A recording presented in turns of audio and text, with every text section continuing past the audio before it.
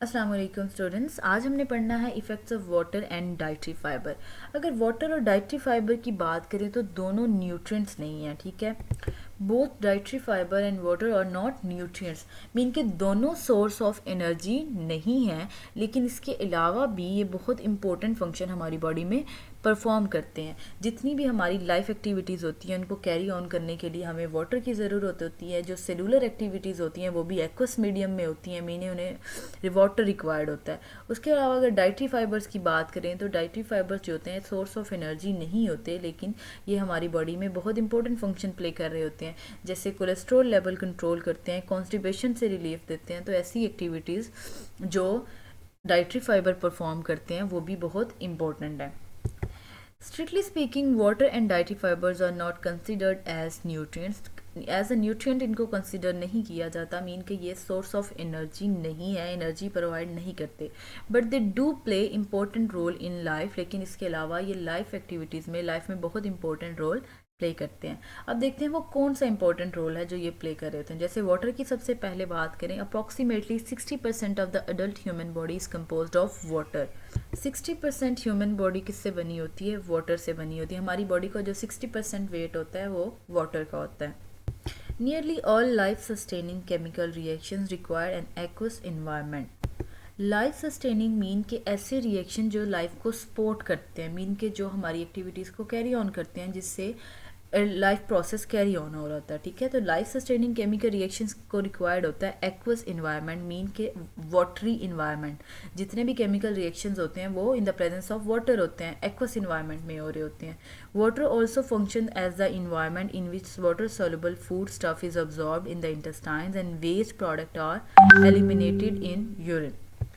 Water खुद एक as a environment function कर रहा होता है, एज अ मीडियम फंक्शन कर रहा होता है, जिसमें जो वाटर सोलुबल फूड होता है, ऐसा फूड जो हम इंटेक करते हैं और वो वाटर सोलुबल होता है, मीन कि इन द प्रेजेंस ऑफ वाटर वो सोलुबल होगा, वो अब्जॉर्ब हो जाएगा हमारी इंटेस्टाइन्स में, और जो वेस्ट प्रोडक्ट होगा जिसकी हमारी बॉडी को ज़रूरत नहीं होगी वो एलिमिनेट हो जाएगा, मीन बॉडी से निकल जाएगा in the form of urine.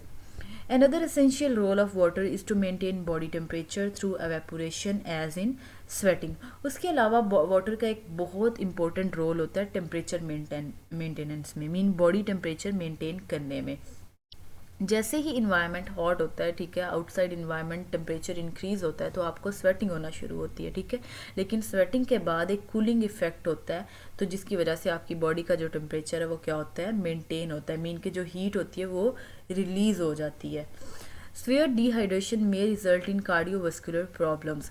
Dehydration mean होता है डेफिशिएंसी ऑफ वाटर। जब वाटर की क्या हो जाए? कमी हो जाए, पानी की कमी को क्या कहते हैं? डिहाइड्रेशन कहते हैं। अगर डिहाइड्रेशन हो तो इसकी वजह से कार्डियोवास्कुलर प्रॉब्लम्स होती है। कार्डियोवास्कुलर प्रॉब्लम्स मीन जो हार्ट डिजीज़ होती हैं related to heart. The estimated water requirement of an average adult is 2 liters per day.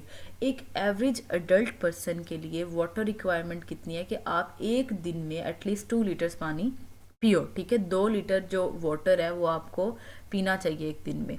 Important sources of daily water intake are natural water, milk, juicy fruits and vegetables.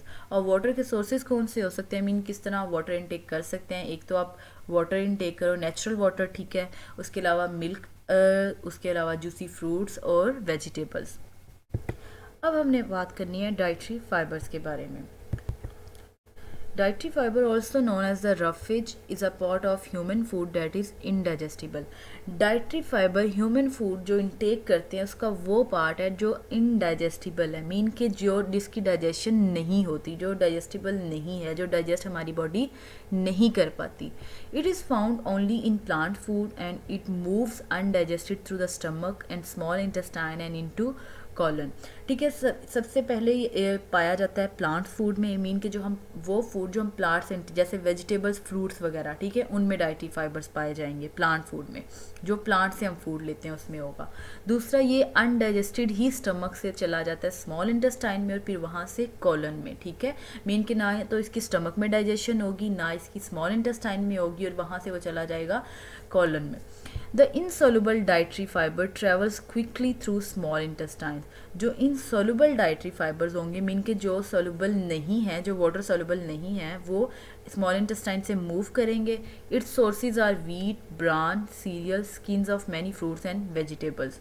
तो इसके sources में wheat आ जाती है, bran आ जाता है, vegetables आ जाते हैं और फ्रूट्स आ जाते हैं इनसॉल्युबल डाइटरी फाइबर्स के, जो अनडाइजेस्टेड ही मूव करते हैं स्मॉल इंटेस्टाइन से, मीन के स्मॉल इंटेस्टाइन में भी उनकी डाइजेशन नहीं होती।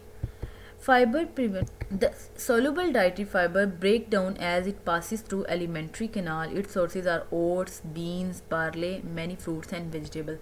जबकि soluble की बात करें, वो डाइटरी फाइबर्स जो soluble हो सकते हैं, जिनकी ब्रेक डाउन हो सकती है, वो एलिमेंट्री केनाल से पास करते हैं, ठीक है। ब्रेक डाउन पहले उनकी होती है, फिर वो एलिमेंट्री केनाल से पास करेंगे। और इनके सोर्सेज की बात करें तो ओट्स में पाए जाते हैं, बीन्स में, बार्ले में और मैनी फ्रूट्स में। तो जो सॉल्युबल डाइटरी फाइबर्स हैं वो बार्ले में पाए जाते हैं, जो गंदम के दानों में, ओट्स में और बीन्स में, जैसे रेड बीन और किडनी बीन्स में पाए जाते हैं। ओट्स कहते हैं जौ को, ठीक है, जैसे ये गंदम के जैसे ग्रेन्स, ओट्स के ग्रेन्स होते हैं, ठीक है, जौ होते हैं जिससे ये बनते हैं। अब फाइबर हमारी बॉडी में कौन सा फंक्शन परफॉर्म कर रहे होते हैं? Fibre prevents and relieves constipation by stimulating the contraction of intestinal muscles. तो एक तो ये कॉन्स्टिपेशन से रिलीफ देंगे, किस तरह देंगे कि जो इंटेस्टाइनल मसल्स होंगे उनकी कॉन्ट्रैक्शन को स्टिमुलेट करेंगे, ठीक है, कॉन्ट्रैक्शन स्टिमुलेट करेंगे उनको, तो कॉन्स्टिपेशन से रिलीफ देंगे। Avoiding constipation reduce the risk of many other diseases. Soluble fibre help in lowering blood cholesterol, sugar levels. Constipation avoid करने से कॉन्स्टिपेशन से बहुत सी डिजीज़ भी हो सकती हैं, तो जब कॉन्स्टिपेशन से आपको रिलीफ होगा तो आप बहुत सी डिजीज़ से बच सकते हैं। उसके अलावा जो सॉल्युबल फाइबर्स होते हैं, जो सॉल्युबल डाइटरी फाइबर्स होते हैं, वो ब्लड कोलेस्ट्रॉल लेवल लो करते हैं और शुगर लेवल लो करते हैं, मीन के कोलेस्ट्रॉल और शुगर लेवल को भी कंट्रोल कर रहे होते हैं। Insoluble fibre speed up the movement of carcinogens, cancer causing agent from the intestine. जबकि इनसॉल्युबल फाइबर्स की बात करें तो इनसॉल्युबल फाइबर्स क्या करते हैं, इंटेस्टाइन से ऐसे एजेंट्स जो कार्सिनोजेंस होते हैं, मीन जो कैंसर कॉजिंग एजेंट्स होते हैं, उनको रिमूव करते हैं, उनकी मूवमेंट को स्पीड अप करते हैं, ज़्यादा देर उन्हें वहाँ पे नहीं रहने देते अपनी एक्टिविटीज़ परफॉर्म करने के लिए।